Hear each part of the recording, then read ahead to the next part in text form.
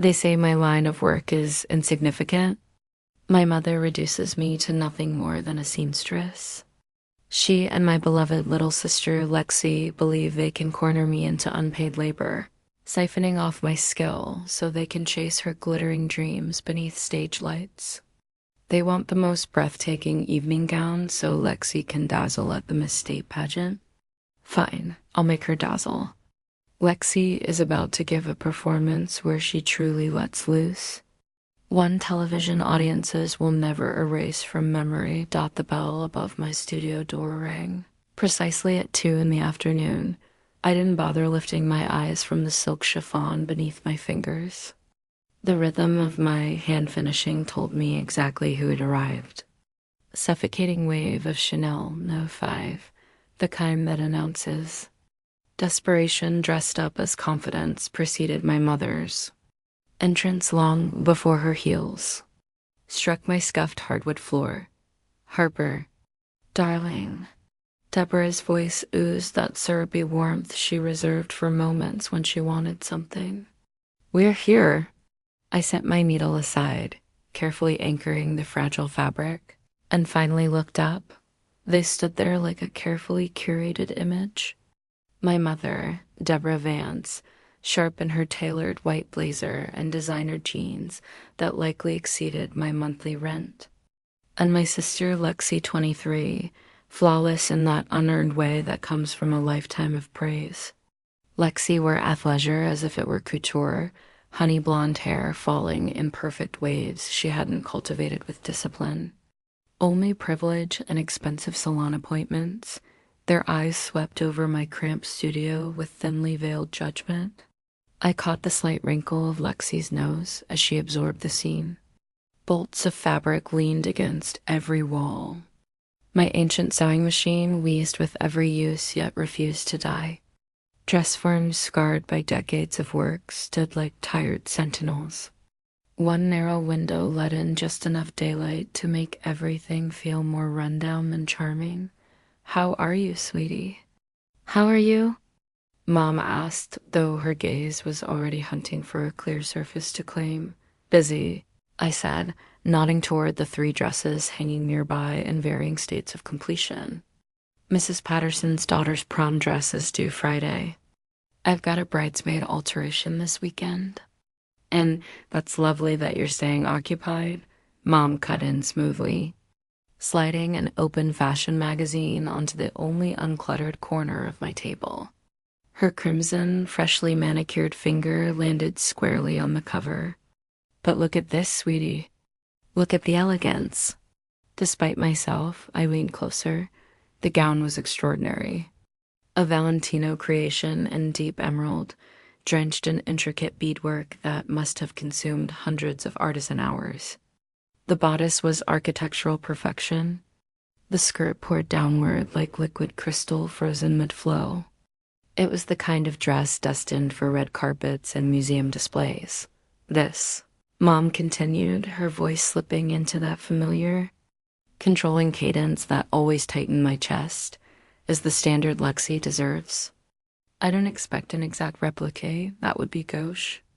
I just want her dress to feel just as grand. Even more so. She topped the page. Emerald green, obviously, for the Miss State pageant next month.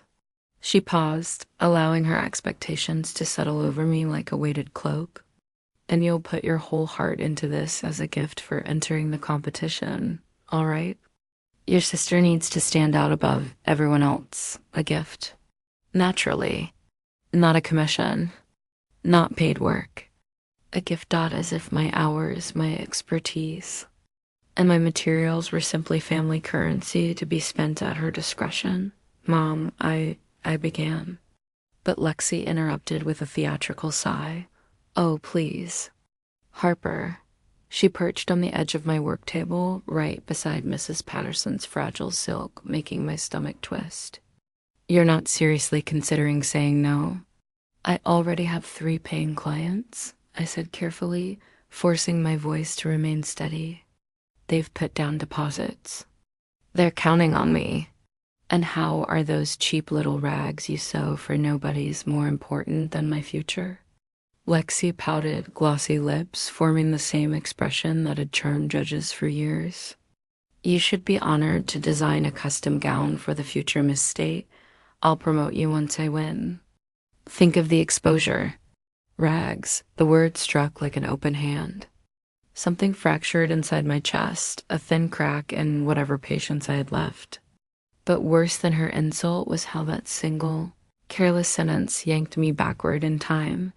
Suddenly, I wasn't 30, standing in my studio. I was 18, outside a Bank of America on a suffocating August morning, clutching a printed statement with trembling hands. Account balance. $0. The college fund my grandmother had built $50,000. Saved painstakingly for my education was gone. Every cent erased. That morning, I'd been glowing with excitement. I'd been accepted to Parsons School of Design. I'd spent months refining my portfolio, working part-time at a dry cleaner, dreaming of a life ahead. My grandmother had made me promise before she died that I would use that money to chase my calling. You have a gift. Harper, she'd said, her wrinkled hands warm around mine. Don't let anyone tell you otherwise. But my mother was listed as a co-signer. Just a formality, I'd believed. Protection. When I confronted her, Deborah sat calmly at the kitchen table, sipping iced tea and flipping through a children's pageant catalog. Lexi, only 12, then practiced her walk across the living room, kitten heels clicking proudly. Oh, honey, sit down, Mom said gently. I can explain. She talked about Lexi's chances at regionals, about the car we needed, about travel fees, coaching, costumes. These things add up, she'd said reasonably. That was my college fund, I'd whispered, tears soaking my cheeks. Grandma left it for me. And I'm your mother, she replied softly, reaching for my hand. I know what's best for this family. She'd squeeze my fingers, voice soothing, persuasive. You're talented, Harper. You don't need some overpriced New York school. That industry destroys people. I'm protecting you. But I want to go, I'd said. Lexi has star quality, she insisted. If we invest in her now, everything changes. You'll be the sister of Miss State, maybe Miss America. Isn't that better than scraping by in some tiny apartment? You're the smart one, she'd said. Support your sister. That's what family does. I'd been 18. I'd wanted to believe her. So I swallowed my dreams. Community college replaced Parsons. I worked full-time, taught myself advanced techniques through books and late-night tutorials. I built my business one hem, one alteration at a time first from a bedroom, then a shared space, and finally this barely affordable studio, Lexi. She won regionals, again and again. Trophies filled my mother's shelves like offerings, but Miss State always slipped away. Second place. Third place. Never enough. Now, 11 years later, here we were. I was 30, supposedly established, supposedly stable. Instead, I was buried in debt, late on rent, watching younger designers surge ahead with connections I'd never had, and once again, they wanted more. Harper? Mom's voice pulled me back. She looked concerned, head tilted just right. Are you all right? You look pale. I realized I'd been staring at the magazine too long. My hands curled into fists. I don't have the time, I said hoarsely. The pageant's in a month. A dress like this would take. You'll make time, Lexi snapped, her smile gone. Arms crossed, voice icy. I don't get why you're being difficult. I'm your sister. My clients matter too, I said weakly. They can wait. Or leave. She flipped her hair. If you don't make this dress, don't bother being my sister anymore. The words hit hard. Lexi, Mom scolded gently, though calculation flickered behind her eyes. Then she turned to me, lashes wet with perfectly timed tears. She's just scared. This means everything to her. Mom stepped closer and took my hands. Soft skin, careful pressure, You'll finish it on time, she murmured. I chose you because I trust your talent.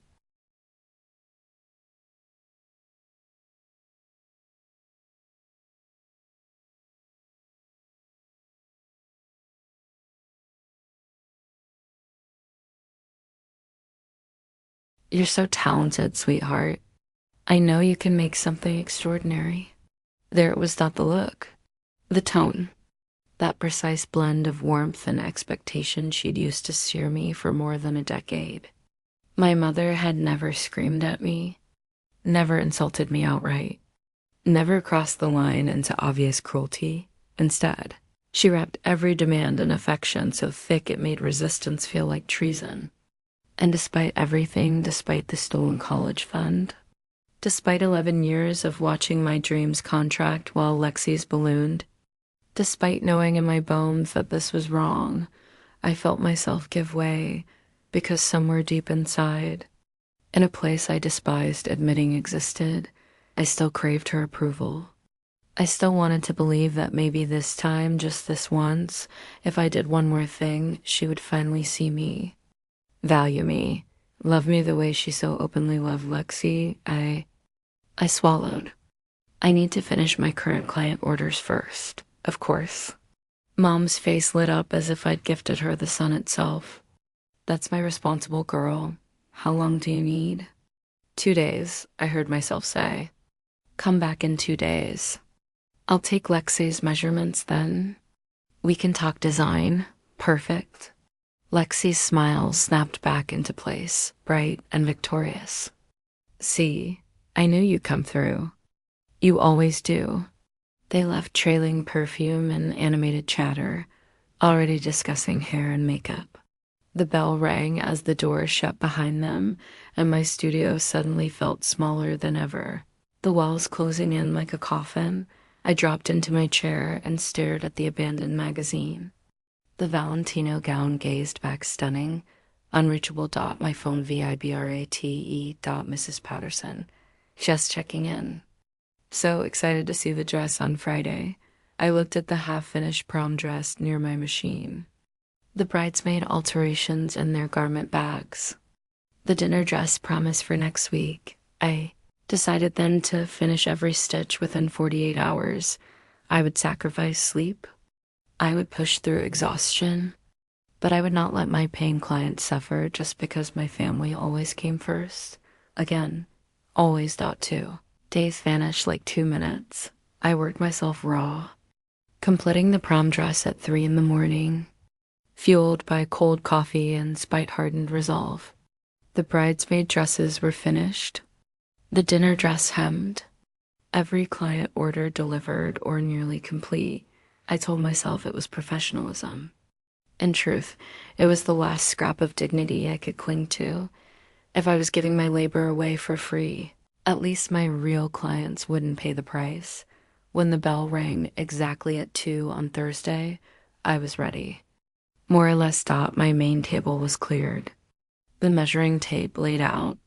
I'd even brewed decent coffee, though I doubted it would be touched. Harper. Mom swept in wearing another designer ensemble, this one a flowing floral blouse. Lexi followed, eyes locked on her phone. Hey, I said, gesturing to the table. Ready when you are. Lexi glanced around, unimpressed. Ugh, it's so cramped. And it smells like old fabric. It smells like work, I said flatly. Measurements? Yes, Mom clapped. Lexi, sweetheart, stand here. Harper, every measurement has to be perfect. This dress should fit like paint. Lexi posed like a mannequin, sneaking glances at her phone. Mom hovered, commentary flowing freely. Cinched waist tight, neckline low but tasteful, and the back needs drama. People remember a dramatic back. I wrote everything in my notebook, the same battered leather-bound one I'd used since high school, filled with years of sketches, numbers, and survival. I need my other notebook from the car, I said, setting down my pen. Left it out there. Of course, Mom said, already scrolling through photos. Take your time.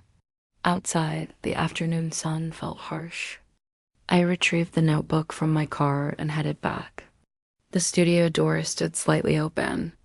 I'd left it that way for air dot as I reached the top of the stairs. Lexi's voice cut through the space clear, sharp, venomous. I can't stand this. Just because you spent all the pageant money on fillers. Now I can't hire a real designer and have to hide out in this pathetic little studio. I froze. Don't worry, Mom replied. Her sweetness edged with something chilling. We'll say it's an anonymous French designer. No one will know it was made by that failure. Failure. The word struck like a blow. I need to look perfect for interviews, Mom continued. If you're the beauty queen, I'm in the frame too. Those fillers were an investment. Lexi laughed. Can you imagine if people knew Harper made it? So embarrassing. She's so basic. She has her uses, Mom said calmly. I raised her to please. Someone has to be the worker bee. Something inside me shattered, not cracked, shattered. 11 years of justification collapsed at once. I hadn't been loved. I'd been useful, a tool, a resource, a failure who could sew. Clarity hit like ice water. My sacrifice wasn't noble, it was foolish, and I was done. I straightened, forced my face neutral, and pushed the door open so it creaked. Found it, I said brightly. Sorry I'm so scattered lately. They separated instantly, masks sliding into place. No problem, sweetheart, Mom said. We're so excited. Totally, Lexi added. You're going to make me something incredible. I smiled until it hurt. I'll do my best. We spent 30 more minutes discussing drama, glamour, emerald silk, beadwork, movement. I nodded, asked questions, played my role perfectly. When they left, Lexi air-kissed my cheek. You're the best. Mom squeezed my hand. This will be wonderful. The door closed. The bell rang. I stood alone, numb. Then I grabbed my phone. Texting felt insufficient. I needed a voice. I called O'Brien. We'd met years ago. Through a textile forum bonded over fabric physics and stubborn curiosity. Best friends ever since. He believed in me long before I believed in myself. He answered on the second ring. Harper, what's wrong? Everything, I said, voice shaking. I told him all of it. When I reached the word failure, my voice broke. Silence. Then, quietly dangerous. That's bullshit. You're one of the best designers I know. Doesn't matter, I said. I'm done being stupid. Done how? I looked at the dress form. I'll make the dress. Perfect and unforgettable. Unforgettable. How? Preferably literal. I heard his mind shift gears. I might have something, he said finally. Give me a week. A week? Trust me. Next Saturday? The usual place? I agreed. Saturday came gray and wet. I met him at Brood Awakening, the cafe with the best blueberry scones in the state. He was already there when I arrived, settled into our usual corner table with 2 oversized coffees and a blueberry scone, neatly split in half. O'Brien had the kind of attractiveness that crept up on you, nothing flashy like the men Lexi dated, but grounded and genuine. Warm brown eyes. A steady presence that made the air feel calmer just by occupying it. You look awful, he said by way of greeting, sliding one of the coffees toward me. Thank you. Always so flattering. I took a long drink, letting the heat and caffeine steady the jitter in my hands. Well, I asked, do you have it? O'Brien reached into his bag and placed a small parcel wrapped in plain brown paper on the table. He unwrapped it carefully, revealing a small spool of thread sealed in an airtight container. To anyone else. It looked like ordinary polyester thread, the cheap kind you could grab at a craft store for a few dollars. But I knew O'Brien better than that. This, he said quietly, tapping the spool, is high sensitivity, soluble thread. My eyebrows lifted. It's not experimental, he continued. And it's not magic. Just incredibly obscure. It's an industrial vanishing basting thread. I leaned in closer. Soluble as in dissolves in water? His grin sharpened. Not exactly. It needs a microclimate, high heat and moisture to destabilize the polymer chain. My breath caught. He went on. The environment created between a tight corset and a sweating body under 4,000 watts of stage lighting. The chemistry snapped into place in my mind. It wouldn't fail immediately, he said. It needs time to soften. Under stage conditions, degradation starts in a minute or two. Full structural failure in 3 to 5, depending on stress. And it's safe? I asked. No skin reactions? Completely non-toxic? Worst case, it gets gummy before it gives out. He nudged the spool toward me. It's a real product, Harper, just creatively applied. He studied my face. Are you sure you want to do this? I lifted the spool. It felt harmless, ordinary, a tool repurposed. Then I heard my mother's voice in my head. That failure. I heard Lexi's laugh. I felt 11 years of loss pressed down on my chest. I'm sure. I said. O'Brien nodded once. Then let's make your sister shine. That first night after he handed me the spool, I didn't sleep. I sat beneath fluorescent lights, sketching and erasing until my hand cramped and my eyes burned. This dress wouldn't just be beautiful, it would be my masterpiece in every sense. Every line was intentional. Every bead placement strategic. Every seam a calculated risk, time blurred. Days melted into nights. I survived on black coffee and the manic clarity that comes from finally having a plan. My studio transformed into a war room, fabric, thread, sketches scattered like weapons. Deborah, of course, began appearing unannounced. Sometimes twice a day. Always smiling sweetly, just checking on my talented daughter, she'd say. Before launching into critiques masked as advice, more sparkle. The train feels plain. Lexi needs drama. Each comment added weight. Each revision increased stress points. Each demand fed the inevitable collapse, and I smiled. Calm, serene, dangerous. Of course, Mom. You're right. I'll redesign it tonight. I wasn't her obedient daughter anymore. I was laying a trap. After a week of revisions, the final sketch was approved. I held it up, pretending admiration while memorizing every costly choice. Hand-beaded bodice. Imported lace. Swarovski crystals. A 6-foot embroidered train requiring hundreds of hours. Obscene. Perfect. It's stunning. Deborah whispered, tearing up. She looked like royalty. She deserves it, I said, and meant it to complete the illusion. I emptied my savings account. Every dollar. Rent money included. I walked into the most expensive fabric store in the city and bought only the best. When Deborah saw the receipts, she faltered. Harper, this is too much. I wanted to, I said steadily. I'm all in for Lexi. She hugged me, called me a good daughter. I smiled and thought of my grandmother's money. Not anymore. Back in my studio, I arranged the materials like surgical instruments. The emerald silk glowed. Crystals fractured light across the walls. Everything was exquisite. Everything was doomed. I worked with practice certainty. 15 years of experience flowed through my hands. At critical stress points, shoulders, seams. Panels, I alternated between standard thread and O'Brien's, invisible, then distinguishable, deadly 18-hour days. Burning eyes. Aching fingers, the skirt bloomed into layered emerald silk, fading into blue-white ombre. Hand-embroidered flowers drifted across the fabric, and threaded through it all was the quiet promise of collapse. A month later, I stepped back. It was breathtaking. A masterpiece and a time bomb. I called. Deborah. They arrived within the hour. Lexi gasped. Oh my God, Harper. For one traitorous moment, pride flickered. Then it died. She admired herself. Thank no one. It's perfect. Deborah said. And you'll be backstage pageant night.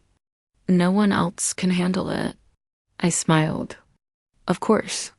After they left, I stared at my bank balance. 0, O'Brien texted. How's the masterpiece? Done, I replied. Everything changes, that's my girl. The wolf is ready. I looked at the dress. In the low shadowed glow of my studio, the emerald silk had seemed to breathe alive, watchful, almost hungry. Yes, the wolf was ready. And the wham had no idea what waited for her. The night of the Miss State pageant arrived like an execution date. I'd been marking off my mental calendar for weeks. Backstage was a pressure cooker hot, chaotic, thick with hairspray, haze, and nerves. Half-dressed contestants darted between mirrors and garment racks, while stage managers shouted commands over headsets. The air conditioning fought a losing battle against body heat. Blazing stage lights bleeding through the curtains, and enough electrical equipment to power a small town. Within minutes of stepping inside, sweat soaked through my black tea-dash shirt. Perfect. I spotted Lexi in her assigned dressing area, surrounded by her entourage like royalty holding court. Her hair was sculpted into an elaborate updo. Her makeup was flawless, every contour sharp, every lash intentional. When she saw me approaching with the garment bag, her eyes lit with a familiar hunger. The look of someone who believed beauty was not earned, but owed. Finally, she said, skipping any form of greeting. Everyone else has been ready for 20 minutes. I swallowed my replies and slowly unzipped the garment bag, letting the moment stretch. The emerald gown emerged like a serpent unfurling. Even beneath the unforgiving fluorescent lights backstage, it was breathtaking. Nearby contestants paused mid-conversation. Oh my gosh, someone whispered. That's unreal. Lexi's smile sharpened. I helped her step into the dress, my hands steady despite the thunder in my chest. The bodice slid into place. I fastened the hidden hooks and began lacing the internal corset, each pull precise, controlled. My fingers brushed the shoulder seams, where the soluble thread lay hidden, indistinguishable from the rest. Careful, I murmured, all professionalism. The beadwork is delicate and the corset is very tight. Please be gentle with it. Lexi met my eyes in the mirror. For a fleeting second, something ugly crossed her perfect face. She leaned close, lips near my ear, voice low. I was born for the stage, she whispered. This is my world. Don't pretend you know anything about it. She smiled cruelly. Why would a nobody seamstress teach me how to shine? The words landed, but they didn't cut. They hardened. What I felt wasn't pain. It was clarity. I stepped back, my expression smooth. Break a leg out there, sis? Before she could reply, Deborah appeared at her side, eyes sharp with purpose. Harper, move along. Find somewhere out of the way. As I turned, something caught my attention. 2 people with press badges threaded through the crowd, heading straight for Lexi. One carried a professional camera. The other held a phone, clearly live streaming. Of course. The dress demanded attention. I slipped into the shadows behind a rack of costume changes, close enough to see, far enough to be ignored. Invisibility had always been my specialty. 30 years of practice. The reporter, a blonde woman in a tailored pantsuit, positioned herself effortlessly in front of Lexi. We're here with contestant number 17, Lexi Vance, she said brightly. You look absolutely stunning. Can you tell us about your gown? It's unlike anything we've seen tonight. Lexi's pageant smile clicked into place, warm, polished, false. Thank you so much. This dress is incredibly special to me. It's actually a gift from an anonymous designer in Paris. She brushed her fingers reverently over the beading. He said only my beauty was worthy of wearing his creation. My jaw clenched hard enough to ache. An anonymous Parisian designer. The reporter said, delighted. How mysterious. How did that happen? Lexi tilted her head conspiratorially. I can't share all the details, but when you dedicate yourself to your craft and shine brightly enough, the right people notice. He reached out and insisted on creating something custom just for tonight. The reporter was enthralled. It's extraordinary craftsmanship, she said. The beading alone must have taken hundreds of hours. He's a true artist, Lexi agreed, slowly turning so the camera could capture every crystal. I'm honored to be his muse. Beside her, my mother glowed with pride, nodding along to every lie. My phone buzzed. I angled the screen away. O'Brien, anonymous French designer. Your sister really commits to a fairy tale. Another message followed. The stream was exploding. People are already calling it a guaranteed crown. I sent back a laughing emoji. He was probably at home, beer in hand, watching it all unfold. He'd helped build this moment. He knew exactly what was coming. We'd analyzed the timing endlessly: heat, moisture, pressure, stress. A nervous contestant. Tight corset. Stage lights. I checked my watch. 7:4, 7p.m. The pageant started at 8. Lexi was in the middle group, likely 8:30 or 8:45. Enough time for body heat to rise, for sweat to soak the lining, for chemistry to do its quiet work. I moved to a corner near the stage entrance where the air was marginally better, occasional drafts slipping in from an exterior door. Even there, the heat pressed down like a hand. My shirt clung to my back.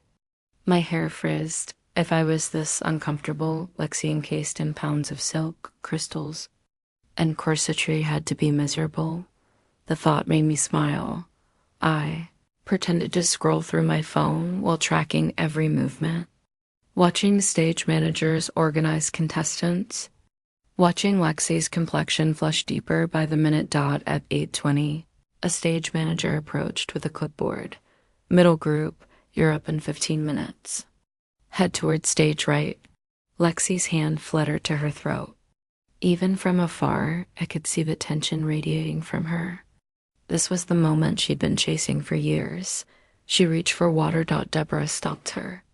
No, you'll ruin your lipstick. Lexi nodded, swallowing hard. The dress glittered brighter with every passing minute. Other contestants stared, some openly resigned.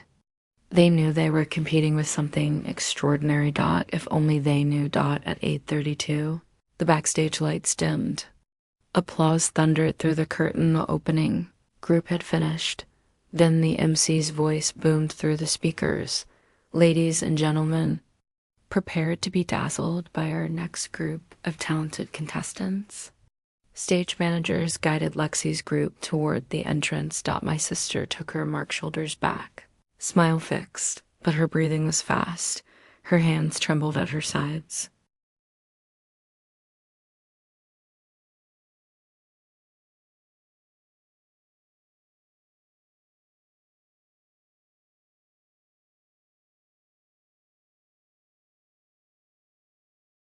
She was nervous, hungry for the crown, clinging to the idea of victory like a lifeline. One by one, the contestants stepped onto the stage for their individual introductions. Even through the thick curtains, I could hear the crowd clearly. Appreciative applause, scattered whistles.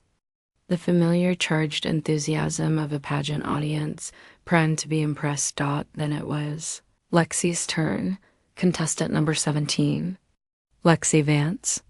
She emerged through the curtain, and the reaction was instantaneous and explosive. Thunderous applause rolled through the hall. Even I couldn't deny it. Lexi knew how to command a stage. Her walk was smooth and assured. Her smile radiant, every pose deliberate, designed to showcase the gown from every devastating angle. When the stage light struck her, the dress ignited. The emerald silk seemed to glow from some inner source, alive beneath the heat. Crystals scattered light with every step, casting shimmering reflections across the stage and into the audience. The ombre skirt flowed from green to white to blue like enchanted water. The train trailing behind her like sea foam, pulled by the tide. She looked unreal, untouchable. The crowd lost its mind. I edged closer to the stage entrance, peering through a narrow gap in the curtain. Lexi turned slowly, letting the dress do the heavy lifting. Under the brutal intensity of the spotlight's lights that poured out relentless heat, she was beginning to sweat. I could see it even from backstage, the sheen on her skin, the subtle way her fingers brushed her collarbone to wipe away moisture. Hundreds of crystals weighed down the bodice, pulling constantly at the seams.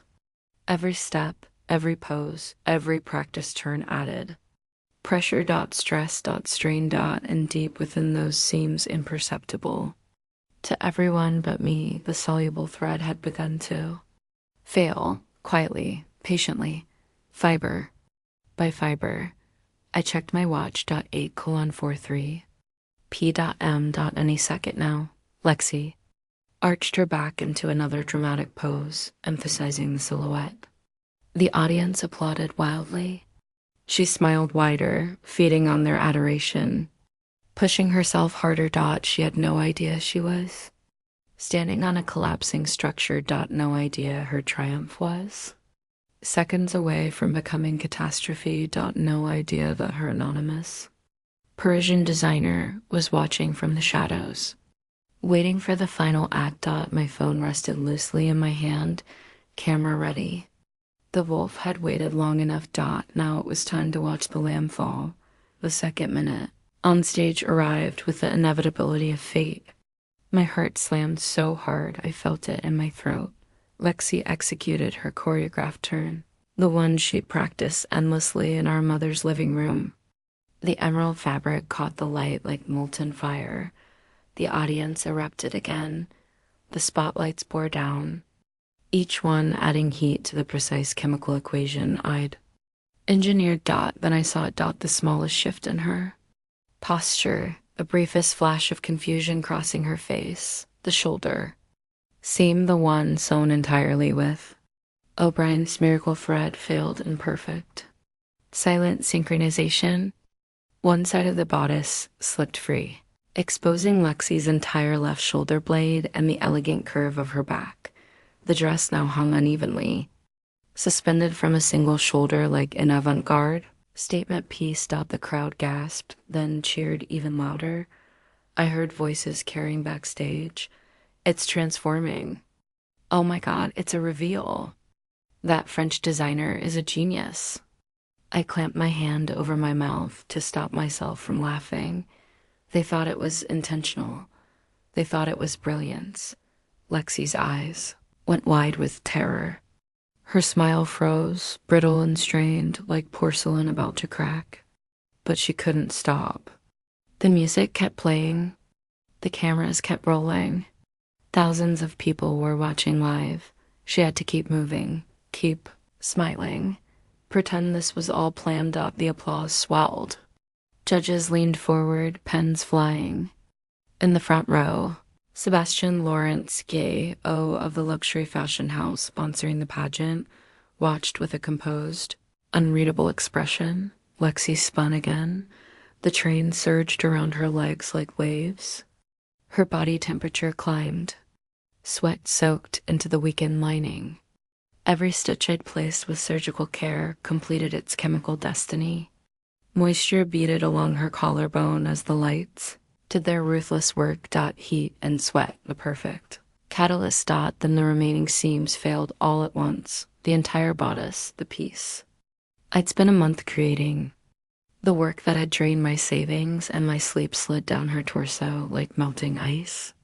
It snagged briefly at her hips before collapsing completely, the train pooling at her feet in a lush, treacherous heap of emerald silk. Lexi screamed. Her hands flew up, one arm crossing her chest, the other grasping uselessly at falling fabric. But the dress was already gone, puddled around her ankles in spectacular ruin. And there, exposed to the entire state and everyone watching the live stream, was the truth beneath the queenly illusion. A beige Spanx, BODYSUIT. Industrial shapewear, functional, compressing, Utterly unglamorous.lex, I tried to haul the dress back up, staggering forward on her stilettos. Her heel caught in the silk. She crashed down onto one knee. Her immaculate hair fell loose. Makeup perfect, composure shattering. Into raw panic. The audience froze in stunned silence for one crystalline second. Then all hell broke loose. Stagehands rushed out with blankets. The host stammered desperately into his microphone. The music cut off mid-note. All that remained was Lexi's sobbing and the rapid fire. Clicking of hundreds of cameras. Someone laughed, nervous, disbelieving. The laughter spread. I found my mother in the front row. Deborah sat rigid, her face drained of color, mouth open in a silent scream. 23 years of grooming her perfect. Daughter broadcast live across the country in humiliation. I felt nothing. No, that wasn't true. I felt free. I turned away and walked calmly toward the exit as the beginning of the year's biggest viral scandal detonated behind me. I drove home through empty streets, adrenaline slowly ebbing. My hands trembled on the steering wheel. I'd done it. After 11 years of swallowing rage. After a lifetime of being unseen. After watching my mother steal my future and hand it to my sister like a gift, I'd made them pay. That night, I slept better than I had in months. The knock came at 9 the next morning. I was still in pajamas, coffee in hand, scrolling through the wreckage online. The pageant disaster dominated every platform. Someone had already turned Lexi's fall into a looping GIF, set to comedy music, 3 million views, and climbing. The comments were brutal. The knock came again, polite, persistent. I opened the door to a woman in a flawless gray suit, mid-30s, sharp eyes, iPad clutched in manicured hands. Harper Vance? Yes, my name is Catherine Mills. I'm the personal assistant to Sebastian Laurent, CEO of Laurent Luke's fashion house. My coffee froze mid-air. Mr. Laurent would like to meet with you this morning. If you're available. I'm sorry, what? He was the primary sponsor of last night's pageant, she continued evenly. He's staying at the Grandview Hotel downtown and has requested a meeting at your earliest convenience. A car is waiting. I stared at her, my brain scrambling. Sebastian Laurent wanted to see me? The anonymous assistant listed in microscopic print in the program. I think, Catherine added with a small smile. He'd prefer to explain in person. 20 minutes later, I sat in the back of a Blacktown car, still dazed, headed toward the most expensive hotel in the city. The suite dwarfed my entire apartment. Floor-to-ceiling windows framed the skyline. Sebastian Laurent stood near them, holding something familiar. My dress, or what was left of it. Emerald silk lace spread out, seams exposed. He turned as I entered. Older than his photos, silver-haired, commanding without effort. A black sweater and tailored slacks, effortless elegance.